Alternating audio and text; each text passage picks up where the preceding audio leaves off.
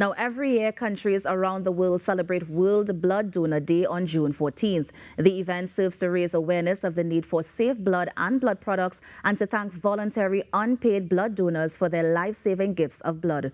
And so joining us this morning to talk more about it is Dr. Kenneth Charles, head of the UE Blood Donor Foundation. Dr. Charles, good morning. Good morning. Thank you. Dr. Charles, now I want to skip across significance of the day and get straight into blood donation. What is a blood donor? A blood donor is somebody who allows his blood to be taken, his or her, for separation into different parts, plasma, red cells, platelets, and for the purpose of saving the life of anybody without specifying who that person is.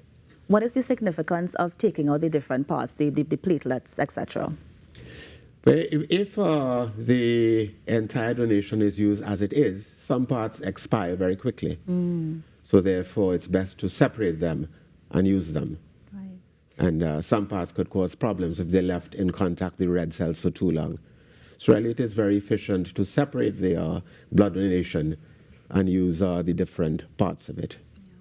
Now, when you give blood, does it go in the blood bank indefinitely, or is there a certain period of time that you need to use that pint? I'm glad you asked that. And we've been trying to move away from the concept of a blood bank because it gives a sense of ownership, it gives a sense of trading, it gives a sense of entitlement. And the term was really coined in the First World War just to signify a repository, a depot, a collection. But it's not supposed to be a transactional thing. It's like a national treasure. So, and it needs replenishing continuously because everything expires or is used. So if and when you donate again, your blood will be separated into red cells, which expire within 28 days. So there's nothing to own after 28 days. So the entitlement that is sometimes given as an entitlement to something that is not there, which is why all the international blood donor organizations have asked that countries desist from practicing that kind of promise of blood in return because it's not deliverable. So then what is the significance of donating blood? Well, it is just to make sure that safe blood is available for anybody in need. Right. Be that person a cancer victim in need, or somebody needing emergency surgery, or a woman having, unfortunately, complications of pregnancy. And it's not a time when one can go and ask people to donate for this emergency, because there needs to be a supply in stock for use by that person unconditionally. And it can't be belonging to somebody else when it's needed. So the spirit of blood donation is to make sure there's a supply that is freely accessible to anybody in need, who could be you, could be me, could be your relative, my relative, any cancer victim. It could be a child with a blood disorder, and there are many of them. People receiving chemotherapy for cancer. So it's really a national requisite that the society takes care of its fallen members. But Dr. Charles, I have to ask, if you are a mother who needs blood or somebody who needs blood, when you ask people to, give you that blood, right? Is that blood going to you, or is it going into that repository, as you mentioned, and whatever they had on hand is going to go to assist you? Like, how does that work? Because I know that you want to move away from that sort of transactional sort of understanding. So how does it work in that aspect?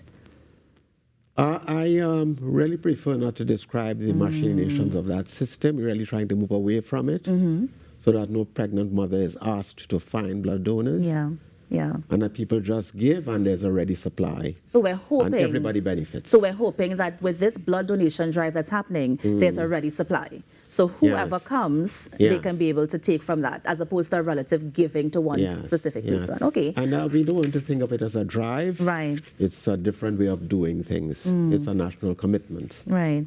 So then what are some of the things you should know before donating blood? Because I know that when I gave blood in the past, there was a criteria in terms of tattoos, in terms of piercings, in terms of how you live your personal life. Are you still guided by those things? Can you give us a criteria in terms of how that works?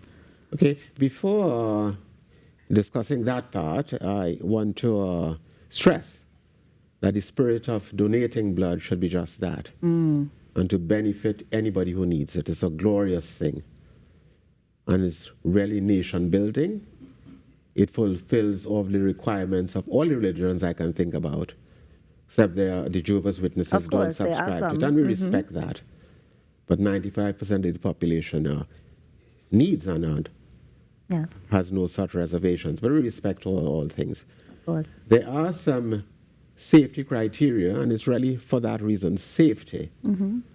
Because I don't want to harp on negatives, because we're all positive moving forward. But if blood is taken from the wrong person, it could cause serious complications in the recipient. There's a serious responsibility to protect people who receive blood. That's our first priority. Now, Dr. Charles, before Which we is get why- to that, yeah. because I know that I just want people to understand, Yes. if they want to get into the process of giving Yeah. blood, what they can go down with. So give us the criteria, and then we can Yeah. also talk about the importance. So what's the criteria? Well, there are really few criteria. Yes, and they're all delineated now on the ministry's website Right. that people could visit, and you see what they are. There's a pre-screening, so it tells you the things are required and where one can go to donate. And there are 6 fixed donation centers. I know the misconception is that Port of Spain is the only one, but there are 6 I thought so too. Yeah, there are 6 throughout the country. Yes.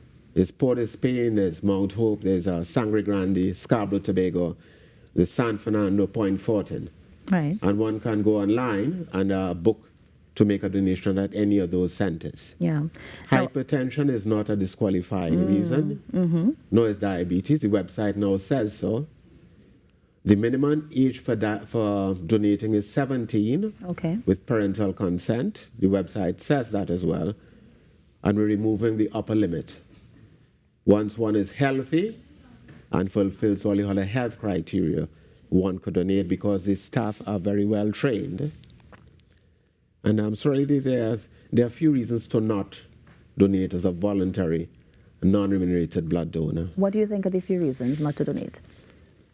I think a lot of it is some of the misconceptions that have grown and lived on through the years. And we realize that a lot of that has been because there's been an information void, which you're now trying to fill. And that's through programs like these, to which you've kindly invited me. Yes?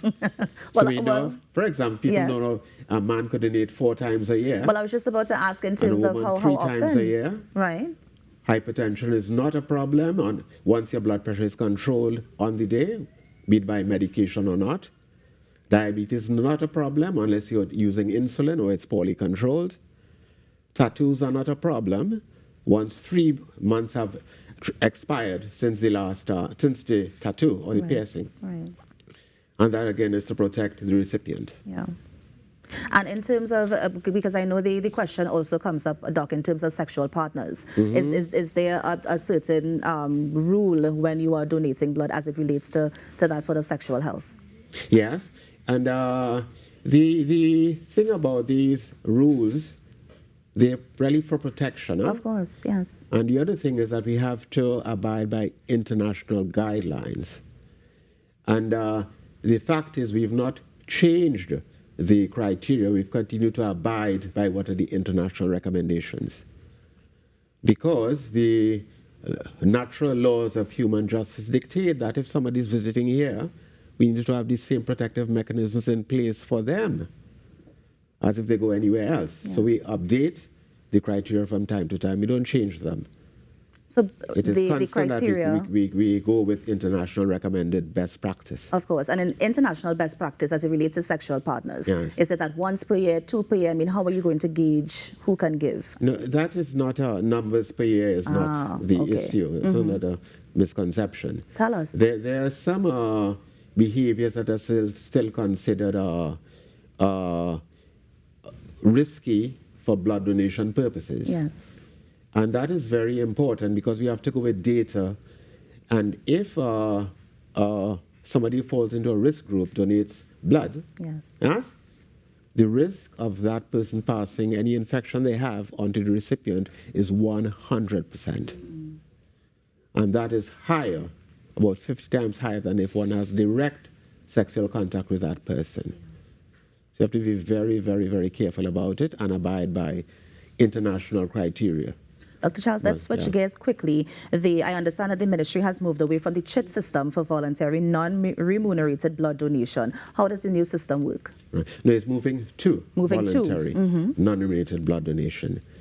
And it's moving because there must be a transition. It can't be done suddenly because we have to build the pool of voluntary non-remunerated donors. That's people who donate in a sort of paperless manner. Right. And it's readily available. Now go to the center and say, I want to be a voluntary non-remunerated blood donor, or VNRD, and one is classified as such. So your blood donation goes into the national treasure chest, of which we're very proud. Yes. And because we're donating repeatedly, as will be the case with you from now on, I suspect. Dr. Charles, you're putting me on the spot, but I'm listening. I am. Yes, we'll have a constantly replenishing blood supply. Yes. Be very safe. Because I was just about to ask, how is this new system going to aid in ensuring that we have that for want of a better word, Doc, don't chide me, bank of available blood that we can give to those in need? Right. Two things I want to move away from. It's not a bank, it's a supply. Or that treasure chest. That constantly needs replenishing. Yes. Because it's disappearing through use and expiration, so it needs replenishing. And how can this new system help with that? Right, because the voluntary non-remunerated blood donor has no limits. They don't donate because somebody called and tell you donate, or you're waiting to be called. Yes? Yes. Because, for example, if I were waiting for a call, I've had no calls in the last 8 years. But because I'm a voluntary non-remunerated blood donor of the UE Blood Donor Foundation, I've donated 25 times. Yes? And compare that 25 to 1, you could imagine the difference in the supply. And the practice in itself is addictive. Once you start doing it, you miss your donation. You know, I've seen donors come there and cry because they're not eligible, you know. Yes? And it impacts people in your community. Yes? So you said you're from the East? I am. And when people from your community see you doing this, it encourages raises the them. profile and encourages them as well. So it grows exponentially. Yeah. So once it is started, I'm sure it just takes up and becomes practice socially. Dr. Charles, I know that there's also the process to register online as well. Yes. Can you explain that process? Yes, and I was looking at it yesterday, just before in preparation for another thing. It's very easy. You don't just visit the ministry's website. Right. It's www.health.gov.tt, and it takes you through it. Yeah. You go to blood donation, it says donate now. It takes you to a pre-questionnaire that deals with those things, the age limit and the things that informs about travel to various places, and informs you that diabetes is not a problem, hypertension is not a problem. Anemia is a problem, however. And we're looking at that as well, because anemia is defined by the hemoglobin concentration. And what we know is that may vary from person to person, by ethnicity, by area of origin. So that for us, let's pull a figure, 12.5 may be normal. Okay. Now for another population, 14.5 may be normal. But then the rules are set in places where 14.5 is normal. And as we speak, we're in the process of doing at the University of the West Indies now, what is normal for a population. So you could better describe what the criteria are for blood donation. And Dr. Charles, before you go, just remind us where we can go to get more information and if we want to register as a blood donor. The ministry's website, www.health.gov.tt. And we just bringing the University of the West Indies Blood Donor Foundation website to merge the two, so the same information is there. Right. Because as we know, things get updated rapidly, and we want to be moving with the times and with international standards. Dr. Charles, let me thank you so much for joining us this morning. I hope that this was able to help and encourage people, as you mentioned, to come down to the 6 sites, is it, across the country to donate blood. So let me thank you so much. There's a mobile unit as well. There's a mobile unit as well. Accessed. Thank you so much, Dr. Charles. Yes. You're very welcome. And that was Dr. Kenneth Charles, head of the UE Blood Donor Foundation, just telling us about how you can become a voluntary blood donor on today, which is also recognized as World Blood Donor Day 2023. You're on the Now Morning Show. We're going to take a break and be right back. Stay with us. One love.